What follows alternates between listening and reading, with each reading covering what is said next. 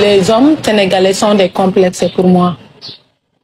Parce que si je suis avec une copine qui est plus claire que moi, je ne me fais même pas remarquer. On ne me voit même pas. Tu as vu cette fille comme elle est belle, comme elle est... Il n'y a pas de taches sur ses jambes, elle est tellement claire. Mais si tu portes une short, tu es noire, il dit, je ne l'aime pas. Elle est tellement noire, je ne l'aime pas, elle ne me plaît pas. Moi, j'aime une fille claire. C'est des complexes.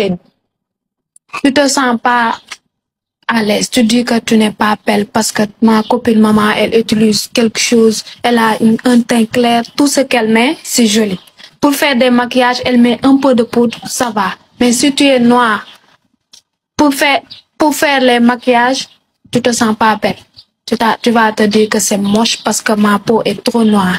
Et les femmes interrogées avouent souvent que ce sont les maris eux-mêmes qui vont acheter les produits dépigmentants.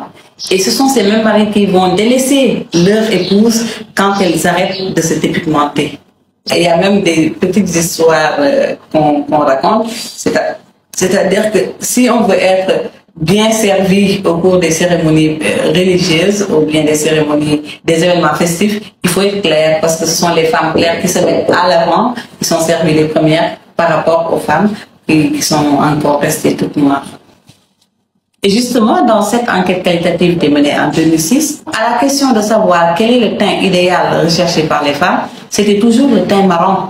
Ce teint marron recherché par les femmes noires était le teint marron recherché par les blanches qui utilisent les cabines ponçage UV.